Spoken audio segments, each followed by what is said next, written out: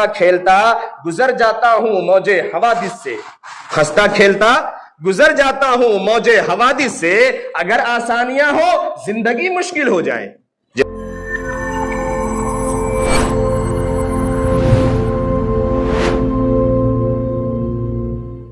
اللہ تبارک و تعالیٰ کا بے پناہ شکر اور احسان ہے، اللہ رب العالمین نے ہم تمام کو انسان بنا کر پیدا فرمایا۔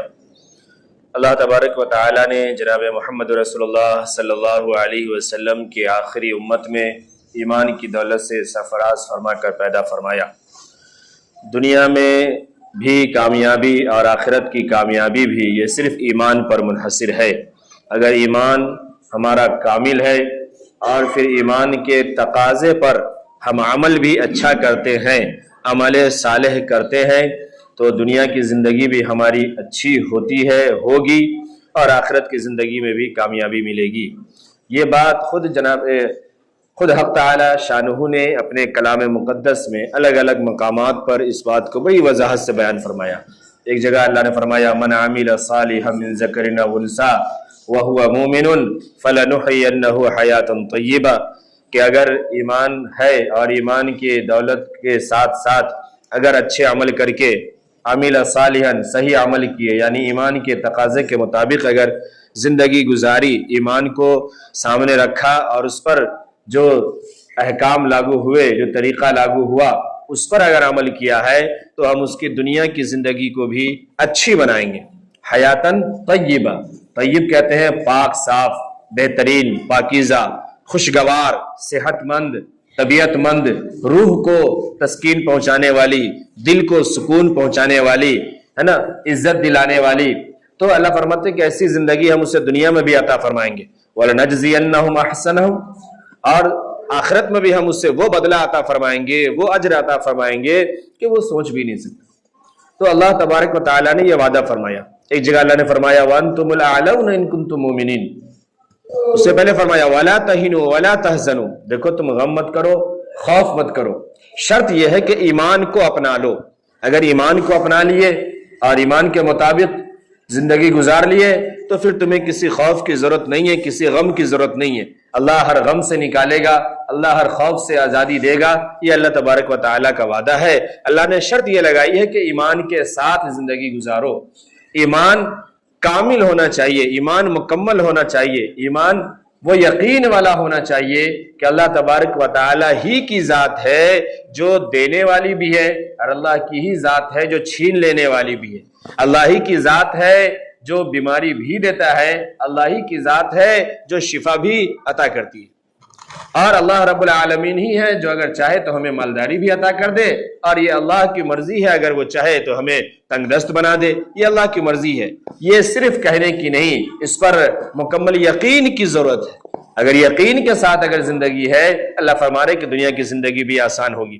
اللہ نے فرمایا ما اصاب من مصیبت الا باذن اللہ، کہ دیکھو دنیا میں کوئی مصیبت بغیر اللہ کے حکم کے نہیں آتی ہے، یاد رکھنا۔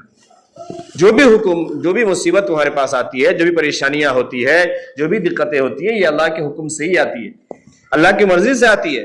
شرط یہ ہے وَمَن يُؤْمِن بِاللَّهِ يَهْدِي قَلْبَهُ، کہ اگر تم ایمان کے ساتھ زندگی گزار رہے ہو، اگر تمہارے دل میں ایمان ہے اور کامل یقین ہے، یہدی قلبہ، تو پھر اللہ تبارک و تعالی تمہارے دل میں ان بیماریوں سے، ان مصیبتوں سے، ان پریشانیوں سے بچنا کیسے ہے، نکلنا کیسے ہے، اس میں صحیح راہ کیا ہے، یہ اللہ تبارک و تعالیٰ فرما رہے کہ ہم دکھا دیتے ہیں، ہم بتا دیتے ہیں، راہ ہموار فرما دیتے ہیں۔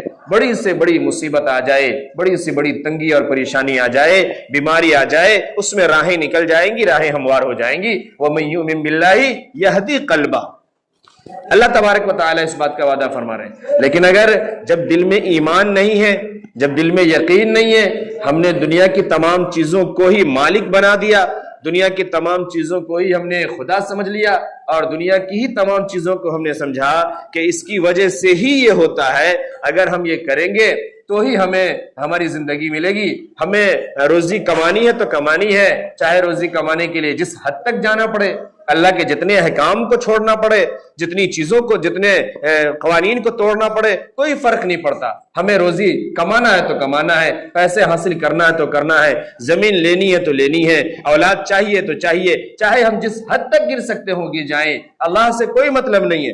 دنیا ہمیں کیا بتا رہی ہے کہ اس کو کرنے کے لیے کیا کرنا پڑے گا. جو طریقہ راستہ دنیا دے رہی ہے، ہم دنیا کے راستے پر چلے جا رہے ہیں، چلے جا رہے ہیں، چلے جا رہے ہیں. حلال و حرام کی کوئی تمیز نہیں، صحیح اور غلط کی کوئی تمیز نہیں، اور ہم یہ سمجھ رہے ہیں کہ بس یہی کرنے سے کامیابی ملنے والی ہے. تو یہ کامیابی نہ دنیا میں مل سکتی ہے اور نہ آخرت میں مل سکتی ہے. اللہ تبارک و تعالیٰ نے فرمایا هل من خالق غیر اللہ، ہے کوئی اللہ کے علاوہ پیدا کرنے والا؟ دنیا میں کون ہے جس نے اللہ کے علاوہ کسی چیز کو بنایا ہو؟ کسی چیز کو بنانے والا دنیا میں کوئی دوسرا نہیں ہے. وہ تمام چیزوں کا بنانے والا خالق و مالک اللہ ہے. خود ہمیں آپ کو اللہ نے پیدا کیا، دنیا کی تمام چیزوں کو اللہ نے پیدا کیا، اور ہم آپ انسان مل کر کے جو ایک چیز کو ایجاد کرتے ہیں، جو ایک مشین بناتے ہیں، یہ بھی ہماری آپ کی کمال، ہمارے آپ کا کمال نہیں ہے. چونکہ اس کے پیچھے جو مکمل ایک طاقت ہے، مکمل جو ایک ہمارا دماغ ہے، یہ تو رب کا دیا ہوا ہے. اللہ چاہے تو یہ دماغ کام کرتا ہے، اور اللہ چاہے تو ابھی کہ ابھی ایک نس ہلے اور دماغ ختم، صحت مفلوج، عقل ختم، تمام علم دھڑا کا دھڑا رہ گیا.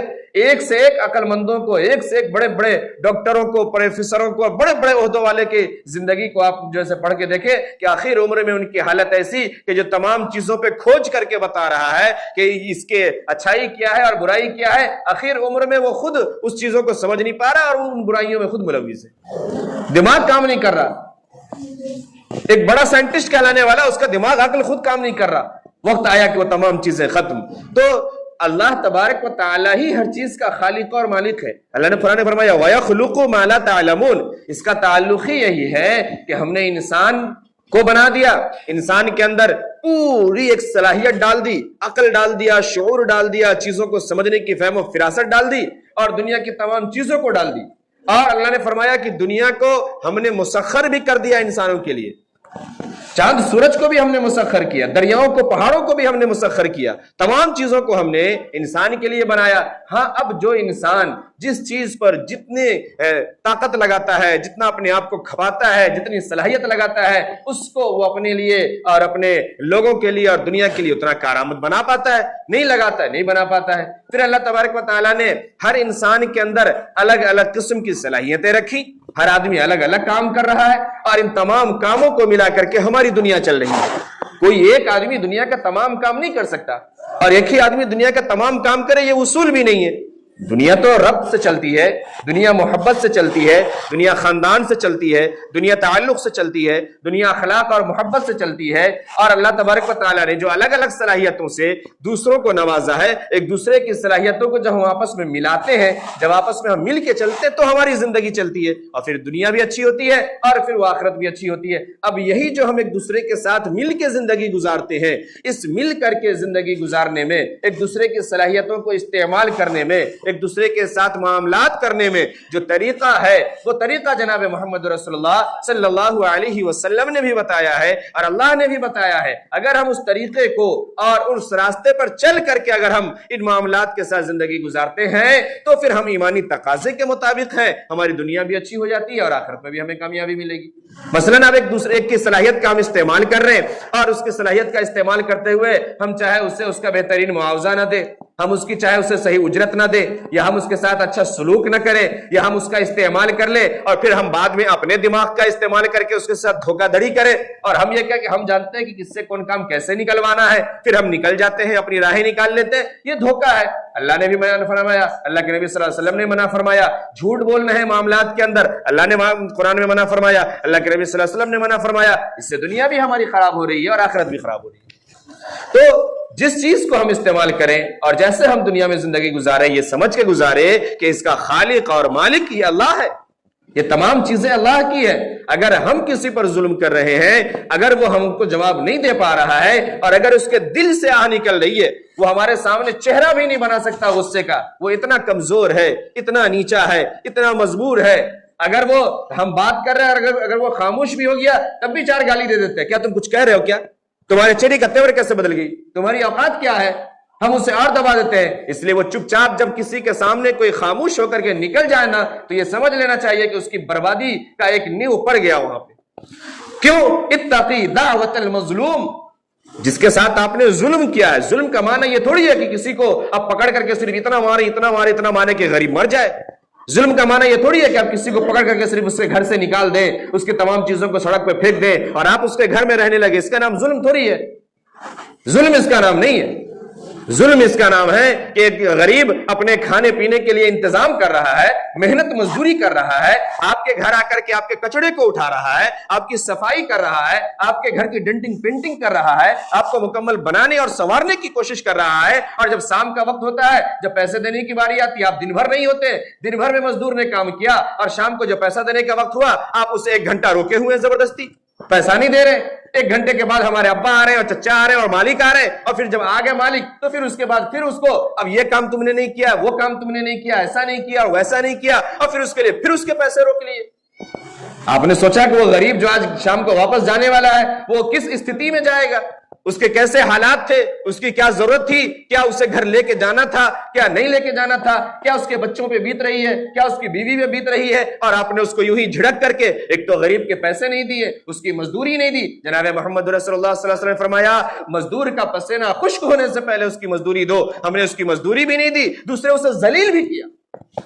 اللہ کے نبی صلی اللہ علیہ وسلم فرمایا احسان کرو. احسان کا معاملہ یہ ہے کہ جو اس کی مزدوری تھی 300 روپے 500 روپے وہ ہم اسے دے، اور احسان یہ ہے کہ دے تو دینے کے ساتھ اسے 2 میٹھے بول بھی بولے، عزت کے ساتھ اسے دیں. ہو سکے تو 500 روپے کے ساتھ 400 روپے کے ساتھ 10 روپے اسے ایکسٹرا دیں. یہ احسان ہے، یہ عزت ہے. ہم اسے وہ پیسے کاٹ لیں گے، اس کی جو اپنی مزدوری بنتی ہے وہ بھی نہیں دیں گے، اور پھر اس کے بعد ہم چاہیں گے کہ ہم ترقی کر رہے ہیں، ہمارا کام ہوا جا رہا ہے. ارے یہ لوگ ایسے ہی ہیں، کوئی ایسا ویسا نہیں ہے، ہم جیسے ہیں، دنیا ہمیں ویسی نظر آ رہی ہے، باقی کچھ نہیں. اگر انسان نیک ہے، اچھا ہے، اچھی صفت کا حامل ہے، وہ دوسروں کے اندر بھی وہ چیز محسوس کرے گا، وہ چیز پیدا کرنے کی کوشش کرے گا. اور اگر خود کے اندر گندگی ہے، خود کے اندر بے ایمانی ہے، خود کے اندر کرپشن ہے، پھر ساری دنیا جب انسان کالا چشمہ لگاتا ہے اسے ساری چیزیں کالی کالی نظر آتی ہے. ہم نے اپنے عینک کو نہیں بدلا، ہم دنیا کی غلاظت میں، دنیا کی گندگی میں، دنیا کے ڈھیروں میں پھنسے ہوئے ہیں، اور پھر ہم یہ کہتے ہیں کہ ہم ایمان والے ہو جائیں، ہماری دنیا اچھی ہو جائے، ہماری آخرت اچھی ہو جائے، اور پھر ہم یہ کہیں کہ دنیا کے لوگ ہم پر ظلم کر رہے ہیں. کوئی ظلم نہیں کر رہا. قرآن یہ کہہ رہا ہے کہ ظلم انسان اپنے اوپر کر رہا ہے. آپ قرآن کو پڑھیں، ہر تھوڑی دیر کے بعد یہ آیت آئے گی جہاں یہ بات صاف صاف لکھی ہے کہ دیکھو تم نے اپنے آپ پر ظلم کیا، تم اپنے آپ پر ظلم کر رہے ہو، دیکھو یہ کام چھوڑ دو اور اس سے معافی مانگ لو کہ تم نے اپنے پر ظلم کیا. آج ہم اپنا محاسبہ نہیں کرتے، ہم اپنے کو دیکھتے نہیں، اپنی ظلم پر غور نہیں کرتے، اپنے عقائد کو ہم نہیں دیکھتے، اپنے اعمال کو ہم نہیں دیکھتے، خود کوئی نیک عمل کرنے کی کوشش نہیں کرتے، اللہ کے احکام کو پورا نہیں کرتے، دنیا کے معاملات کو جو واجب الادا ہے ہم اسے پورا نہیں کرتے، پھر ہماری دنیا بھی خراب ہے اور آخرت بھی خراب ہے.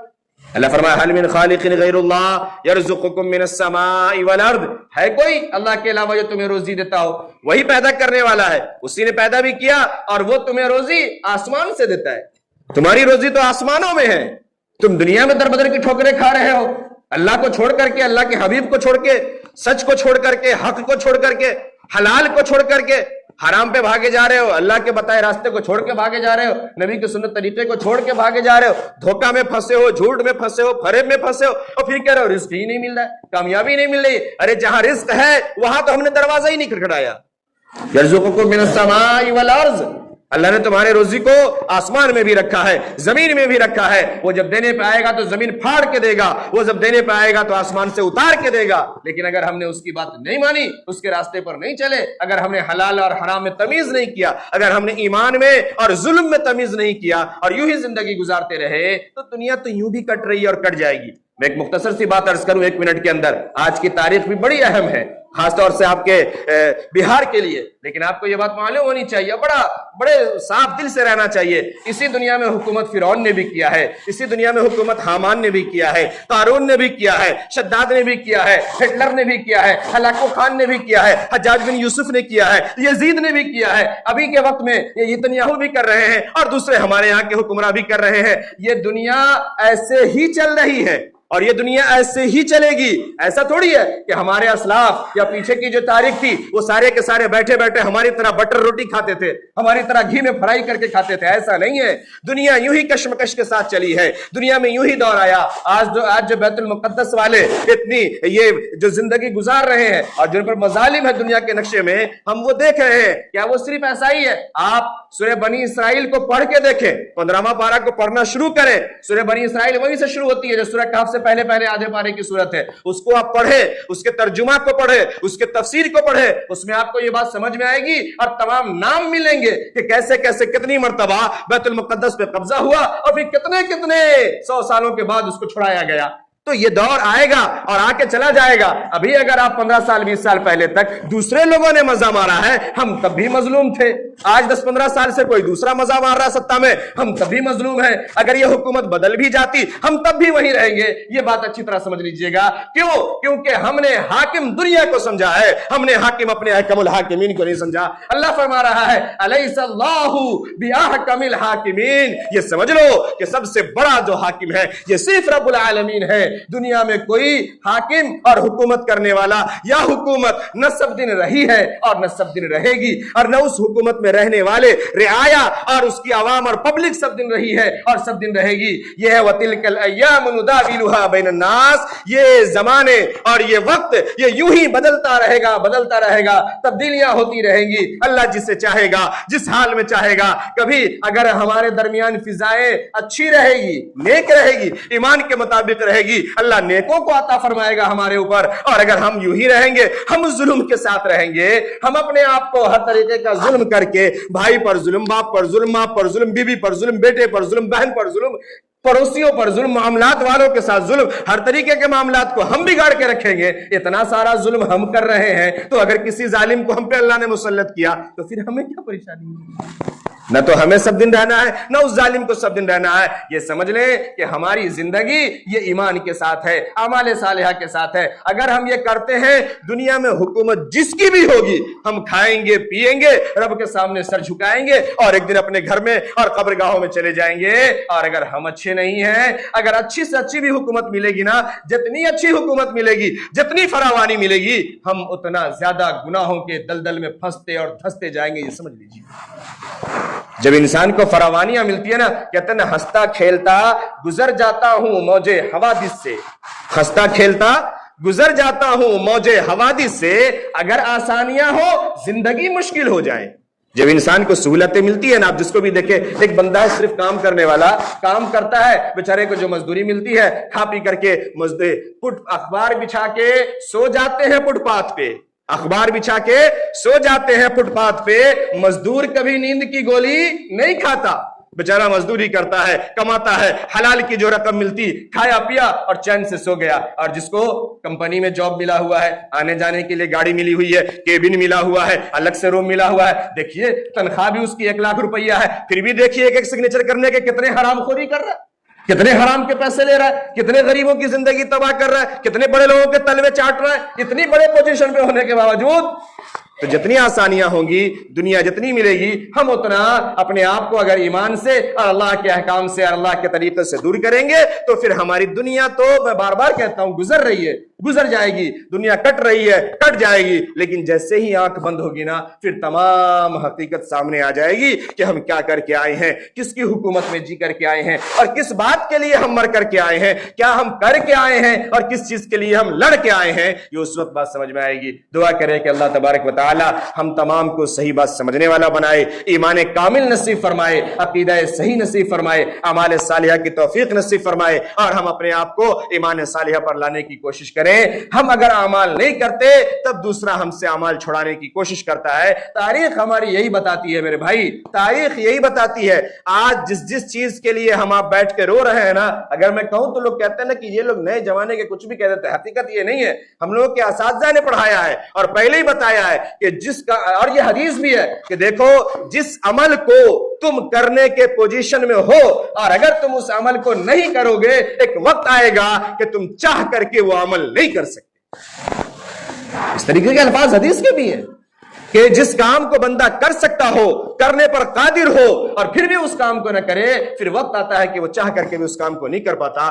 آج اگر مساجد پر شکنجے کسے گئے ہیں، اگر مسجدوں کی کھدائی ہو رہی ہے، آج اگر مقبروں کے ساتھ کوئی چھیڑ چھاڑ ہو رہا ہے، آج اگر ہمارے دینی مسائل میں اگر معاملہ دخل اندازی ہو رہی ہے، تو اس کا ذمہ دار کوئی دوسرا نہیں ہے، کوئی دوسرا نہیں ہے، ہم ہیں، اور ہمارے یہ قوم کے منافق ہیں جس نے ان چیزوں کو اس کے سامنے پیش کیا غلط طریقے سے بنا کر کے، اور پھر یہ کہ ہم نے اس پر عمل ہی نہیں کیا، ہم نے اس پہ عمل ہی نہیں کیا۔ ہماری مسجدیں خالی، ہمارے مدرسے آباد نہیں، ہمارے خانقاہیں یوں ہی ویران پڑے ہوئے ہیں، دینی مسائل سے ہمیں لینا دینا نہیں، ہر بات پہ کھڑے کھڑے ماں بہن کی گالی، اور چکو نکالا اور یہ نکالا وہ نکالا، سیدھے پولیس تھانہ، سیدھے کورٹ، طلاق بھی ہوگا تو کورٹ جائیں گے، زمین بٹوانا ہوگا تو کورٹ جائیں گے، کچھ بھی ہوگا تو کورٹ جائیں گے۔ اس طریقے کے معاملات کو ہم نے دین کو چھوڑ دیا، شریعت کو چھوڑ دی، اپنے اسلامی اصول کو چھوڑ دیا۔ دنیا دیکھتی ہے اسے اپنے کی ضرورت ہی نہیں ہے، فیصلہ ہمیں کورٹ میں لا کے ہی کرنا ہوتا ہے، اور پریشانی ہوتی ہے، یہ کہتا ہے کہ ہمارا اصول یہ ہے، حکومت کہتی ہے کہ حکومت کا قانون یہ ہے، ایسا کرو اس کو، پہلے کہہ دو بھیا تمہارا قانون نہیں چلے گا، حکومت کے حساب سے تمہیں چلنا پڑے گا۔ تو اس کے ذمہ دار کہیں نہ کہیں ہم خود ہیں۔ اس لیے میں بار بار یہ جملہ کہتا ہوں، اب بھی وقت ہے کہ ہم اپنے آپ کو قرآن سے جوڑ لیں، حدیث سے جوڑ لیں، شریعت سے جوڑ لیں، اور اللہ کے بتائے ہوئے راستے اور طریقے پر آ جائیں۔ دعا کرے کہ اللہ تبارک و تعالی ہم تمام کو بات سمجھنے کی توفیق نصیب فرمائے، جن کی سنت واقعی ہے وہ ادا کر لیجیے۔ بسم الله الرحمن الرحيم الحمد لله رب العالمين والصلاة والسلام على سيد الأنبياء والمرسلين محمد وعلى آله وأصحابه أجمعين، أما بعد، فقد قال الله تبارك وتعالى في القرآن المجيد: أعوذ بالله من الشيطان الرجيم، بسم الله الرحمن الرحيم، هل من خالق غير الله يرزقكم من السماء والأرض لا الہ الا هو فأنا تؤفکون۔ صدق اللہ العظیم۔ اللہم صلی علی محمد وعلی آل محمد کما صلیت وبارکت علی ابراہیم وعلی آل ابراہیم انک حمید مجید۔